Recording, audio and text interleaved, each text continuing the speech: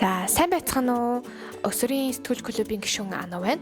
За өнөөдөр буюу 19 сарын 3-ны өдөр хөлийн бэрхшээлтэй иргэдийн эрхийг хамгаалах өдрөөр тохиолдуулан өсвөрийн эмч клубын суралцагчтай подкастт урьж оролцуулж байна. За та бүхэндээ энэ өдрийн мэндийг хүргэе. За эмч клубын хоёр суралцагчд маань өөрсдөө танилцуулаач. За сайн байцгаана уу? Өсвөрийн эмч клубын гишүүд 9-ийн ангийн сурагч Арин Зая болон Намбилгийн нар байна. За тэгвэл одоо асуултанд оръё. Одоо хөлийн бэрхшээлтэй иргэдийн эрхийн хамгаалах өдөр буюу одоо энэ 19 сарын 3-ны өдөр ер нь яагаад тэмдэглэх болсон бэ? Энэ дээр тайлбарлая.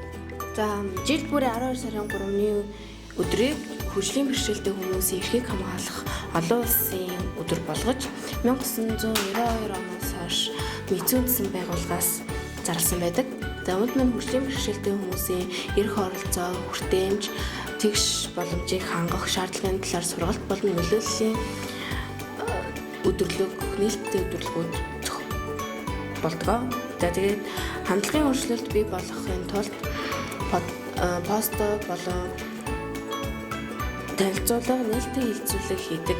Тэдний дуу хоолойг сонсохыг нээлттэй өдөр болгож зохион байгуулдаг. За баярлалаа. За тэгвэл одоо манай эмч клубийнхан маань сургуульд ер нь ямархуу сургуульд албан үйл ажиллагааг ер нь идэвхтэй оролцож зохион байгуулдаг вэ? Эдгээр тэмдэглэлт өдрүүдийн хүрээнд сургуулийн хэмжээнд хүүхэд бүрийг ялгарлан гадуурхахгүй байх, олон талт байдал, тэгш оролцоог дэмжих, үзэл санааг төлөвшүүлэх зорилгоор тогтмол сургалт нөлөөллийн арга хэмжээнүүдийг өсвөрийн эмч клубын зүгээс тогтмол амжилттай явуулдаг. Баярлалаа. За тэгвэл хөгжлийн ялгаатай онцлог гэж яг юу хэлж байгаа юм? Энэ дээр та ер нь тайлбарлая. За хөгжлийн ялгаатай онцлог гэдэг нь хөгжлийн бэрхшээлтэй хүмүүсийг ихэнх хүмүүс ер нь жоохон ялгарлан гадуурхах маягаар ханддаг. За энэ бол буруу гэдэг хүн болгол мэдж байгаа. Одоо хүн болгол хүүхэд болгол өөр өөрсдийн гэсэн биеийн онцлогтой бүгд л хөгжлийн ямар нэгэн ялгаатай байдаг учраас нэгнээ бас битгий гэж байгаарай. За баярлалаа.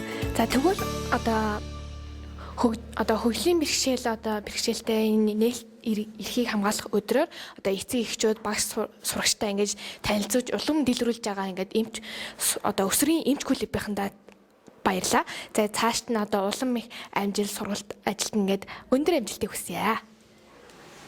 Баярлалаа.